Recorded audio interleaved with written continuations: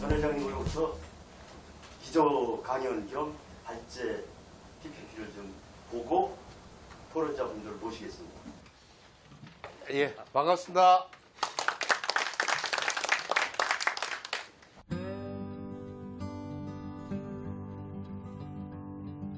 주민자치 본질을 제가 이제 늘 말씀드리는 겁니다. 잘 먹고 잘 살고 잘 노는 건 생활 세계의 문제입니다. 이 하는 것 중에서 혼자 하면 개인자치고 이제 그 공무원들과 같이 하면 공무원들이 하면 관치고 이웃과 같이 하면 주민자치라는 얘기 늘 드리는데 그렇게 되려 그러면 분권이 있어야 되고 또 주민들이 실제 자치를 해야 됩니다. 공무원들은 이 분권은 해줄 생각은 없고 주민들이 자치하지 않는다고 자치할 능력이 없다고 떠넘깁니다. 이제 무엇을 분권을 해야 되느냐가 문제입니다.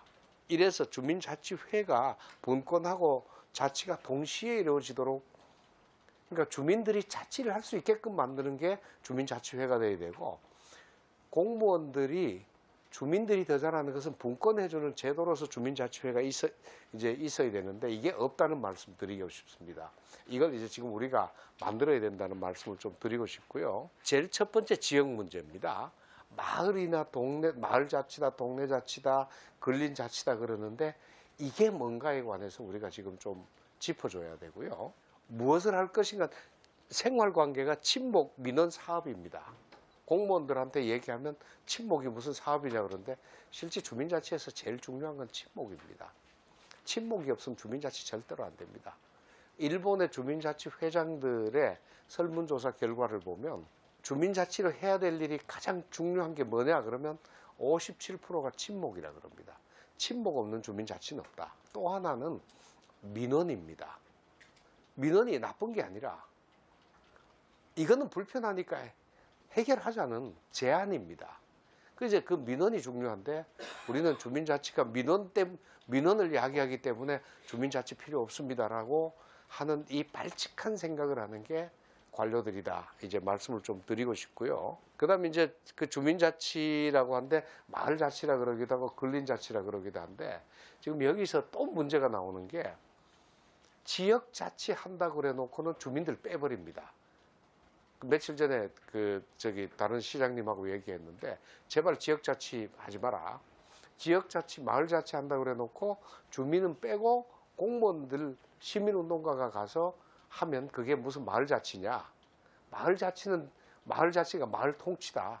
이제 이런 얘기를 하는데 이런 것들을 이제는 좀 하나씩 이제 살펴서 좀 짧게 어떤 데는 길게 어떤 데는 세밀하게 이런 전달하는 강의를 여기 계신 분들이 좀 이제 해 주셨으면 하는 게 바람입니다. 유럽은 대부분 이 단체자치, 주민자치가 구분 안 돼 있고 통합이 되어 있습니다. 그냥 주민자치회라고 별도의 이름을 안 붙여도 독일 같으면 개마인데 그러면 개마인데 자체가 그냥 주민자치입니다. 그냥.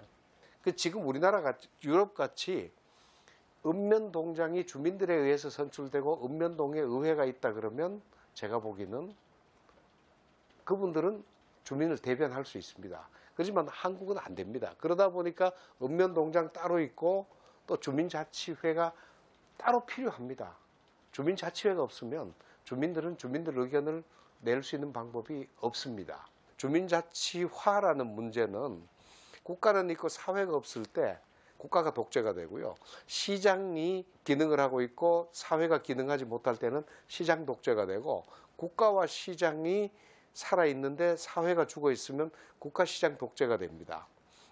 여기에서 지금 현재 대부분 지역사회는 국가도 살아있고 시장도 살아있습니다. 그렇지만 이 사회는 거의 국가에 의해서 장악되거나 시장에 의해서 잠식돼서 지역사회가 살아있지를 못합니다. 말하자면 국가가 하고 있는 일을 지역사회가 우리 실정이 안 맞으니까 우리는 하지 않겠습니다라고 거부할 수 있을 때 이 사회가 살아있다고 보는 겁니다. 그 다음에 이제 통치체는 주민에 가까울수록 건강한데 지금 시도 시군구가 우리나라 너무 큽니다. 그리고 시군구 사이에 읍면동이나 통리가 주민들 사이에 통리가 딱 자리 잡고 있어가지고 우리가 실제 선출한 시군구장을 주민들이 직접 참여도 하고 관여도 할 수 있는 그 길이 읍면동장이나 통리장이 다 막고 있습니다. 주민자치 입장에서 봤을 때 저는 읍면동이나 이 통리는 손톱 밑에 가시라고 보는 겁니다. 이 가시를 뽑거나 가시가 안 되도록 만들어야 됩니다. 원천적으로 지역사회를 국가가 장악하자고 하는 거지 지역사회에 맡기자는 건 아니다. 라는 이제 이런 쪽을 한번 미리 말씀 좀 드리고 싶고요. 그 다음에 이제 주민자치회는 먼저 주민회입니다. 그 다음 자치회라 해야 됩니다. 주민이 없어도 안 되고 자치를 못해도 안 됩니다.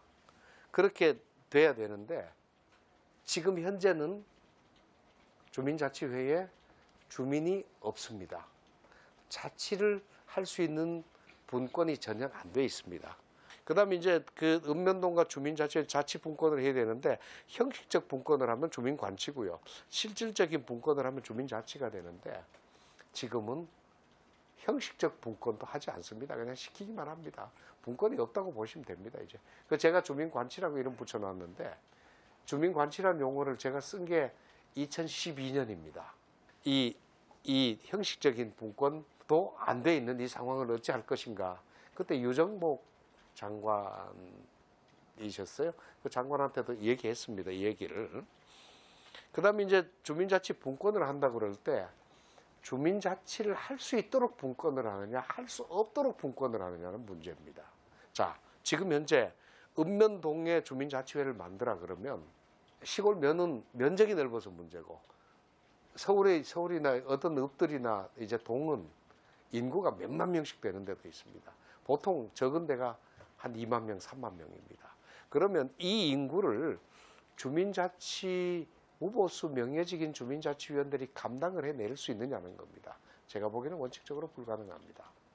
이렇게 보면 주민들이 현재 조직상으로는 무보수 명예직으로 하고 한 달에 한 번씩 회의만 하면 되는 것으로 되어 있는 이 주민자치위원회로 주민자치가 가능하냐는 겁니다. 절대로 불가능하게 해놓고는 주민자치를 한다고 우기는 게 행정안전부의 주민자치 정책이다.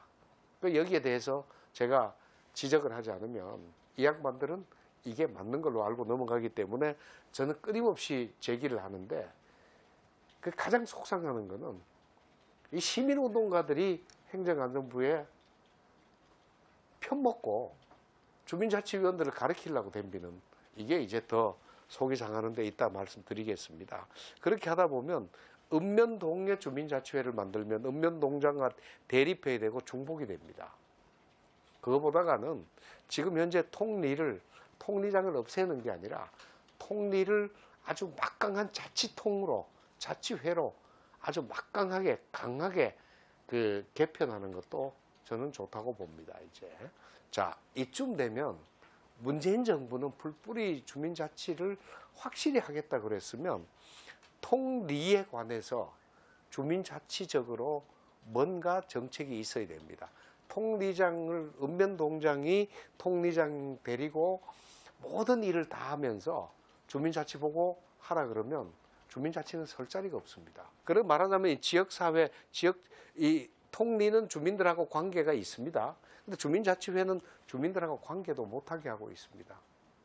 만일 박미옥 회장님 주민들한테 직접 이렇게 돌리고 못하고 하면 그 주민자치위원회 일이 아니라 그럴 거 곧바로 동장이 아마 제동 걸 겁니다. 이제 그 주민들하고 직접 관계를 주민자치위원회나 주민자치회는 관계를 맺을 수가 없게 해놨습니다. 그 대신 통리장들은 다 관계 맺게 해놨습니다. 이 모순을 해결하지 않고는 주민자치라는 게 이루어지지 않는데 이 모순을 만들어 놓고는 아주 태연합니다. 외려 이 모순을 강화한다 그럴까. 그래서 이제 그 부분들은 저도 지적을 좀 하고 싶고요. 그래서 대표적인 게 여러 번 말씀드렸습니다. 행정체제 개편에 관한 법률에 있는 조항 27조 해당 행정구역의 주민으로 구성되는 주민자치회를 둘 수 있다. 이렇게 되어 있는 이 조항이 그 지방자치분권법입니다. 말하자면 해당 행정구역의 주민들이 주민자치회를 구성하니까 주민총회가 있고 거기에서 회칙 제정도 하고 회장 선출도 하고 임원 선출도 하고 회비도 결정하는데 지금 정부는 이걸 빼버렸습니다. 해당 행정구역의 주민으로 구성되는 걸 빼버렸으니까 자, 이 입법권이 박탈돼서 시군구 조례를 만들고 인사조직권이 박탈되니까 공개 추첨해버리고 재정권이 박탈되니까 시군구 예산 도움 없이는 안 됩니다.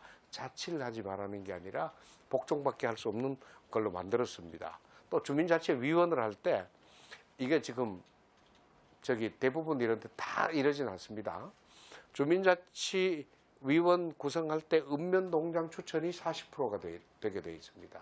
그 다음 지역주민 공모가 60%입니다. 자, 이게 주민회일까요? 관초회입니까? 저는 말씀드립니다. 그 지독하다는 박정희의 독재도 국회의원 3분의 1밖에 추천 안 했습니다. 동장이 40% 하면 동장위원회지 이거는 주민자치위원회 아닙니다. 이거를 문재인 정부가 한다는 게 문제입니다. 다른 사람이 하면 몰라도 그 양치기 목동 같은 느낌을 받을 수밖에 없습니다. 자, 공개 추첨하는 거 이것도 문제입니다.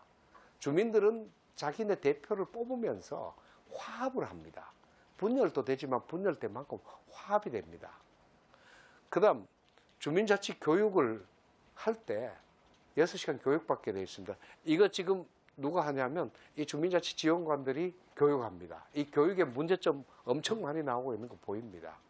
자, 이 전체를 이런 모순이 지금 현재 그대로 이루어지고 있다는 말씀을 좀 드리고 싶고요. 이것만 하나 설명드리고 이제 좀 정리를 하겠습니다. 서울시의 횡포라고 제가 이제 여기다가 썼는데 어떤 얘기냐면 자치구에는 지원단이 있고 여기 예산이 1억 7천입니다. 읍면동에는 지원관이 있고 여기는 예산이 5천만 원입니다. 근데 실제 마침 주민자치회는 예산이 없습니다. 어떻게 이제 활동은 많은데 어떻게 들어오냐면 시민단체에 지원된 예산을 가지고 주민자치회가 회라는 이름으로 하는 겁니다. 자치구에서 동으로 지역 주민을 직접 상대를 하고 지원단도 지원관도 지역 주민과 직접 관계를 할 수 있습니다. 그렇지만 주민자치회는 주민들과 관계를 맺을 수가 없습니다. 자, 이런 어떤 현상들이 지금 이게 전국화되고 있는 현상이라 말씀을 드렸고요. 이 정책을 비교해 보면 조선 때는 다 동그라미가 됐는데 이제 주민자치위원회, 시범실시 주민자치회, 서울시, 서울형 자치회 전부 다 곱하기입니다.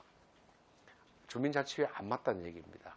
그 조선 1894년에 발표했던 향회 조규에도 못 미치는 일들을 그대로 하고 있습니다. 그래서 이제 이거는 꼭 말씀드리고 넘어가겠습니다. 지방자치분권특별법에 보면 주민자치회 설치 시기, 구성, 재정 등 주민자치회 설치 및 운영에 필요한 사항은 따로 법률로 정한다고 되어 있습니다. 행정안전부 장관은 시범 설치 운영할 수 있습니다.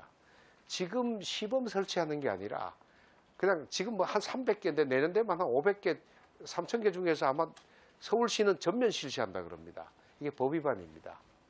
법 만들어 갖고 해야 되는 거지 서울시 조례로 전면 실시하는 거 저는 뭐 격렬하게 아주 정면으로 따질 수밖에 없습니다. 자, 행안부도 마찬가지입니다. 표준조례 강행합니다. 확대합니다. 입법 없이 행안부 조례를 강행하는 거는 이거는 독재입니다.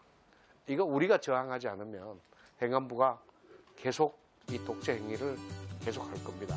이제는 주민들이 나서서 우리 밥그릇은 챙겨야 될 때가 아닌가 싶습니다. 마치겠습니다.